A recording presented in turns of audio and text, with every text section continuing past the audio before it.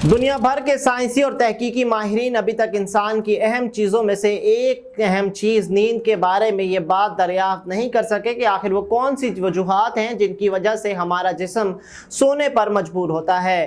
तिबी माहिरीन की अमूमी राय ये भी है कि बालिग अफराद को रोज़ाना 7 से 9 घंटे सोना चाहिए, लेकिन एक तिहाई बालिग अफराद को बाकायदगी से मुनासिब नींद नहीं आती, जिसके नुकसानात मुख्तलिफ बीमारियों की सूरत में सामने आते हैं। इसके बरक्स आपने बेशतर अवकात ये भी देखा और सुना होगा कि अक्सर लोग सुबह सोकर उठने के बाद जिस्म में सुस्ती, काहिली या थकावट महसूस करते हैं।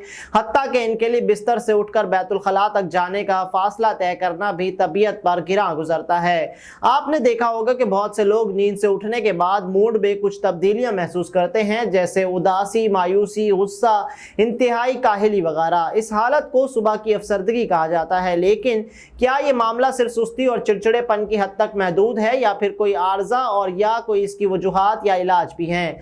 द सन की रिपोर्ट के मुताबिक माहिरीन ने अब मजमूई नींद के बावजूद सुबह उठकर थकने या सुस्त होने की वजूहात तलाश की, जिनमें से एक अहम वजह तलाश करने का दावा भी किया गया है। तहकीक के दौरान माहिरीन इस बात पर पहुंचे कि रात को सोने के बाद नींद का मयार बेहतर ना होने की वजह से सुबह बेदार होने के बाद थकावट, गुनूदगी और सुस्ती महसूस होती है। माहिरीन के मुताबिक नींद की कई चक्कर होते हैं, जिनका आगाज हल्की नींद, गहरी नींद और फिर हल्की नींद की तरफ आता है। 2 चक्कर मुकम्मल होने के बाद जब तीसरा चक्कर शुरू हो तो इसका मुकम्मल होना जरूरी है, वरना दिन भर थकावट, सुस्ती और काहिली महसूस होती है।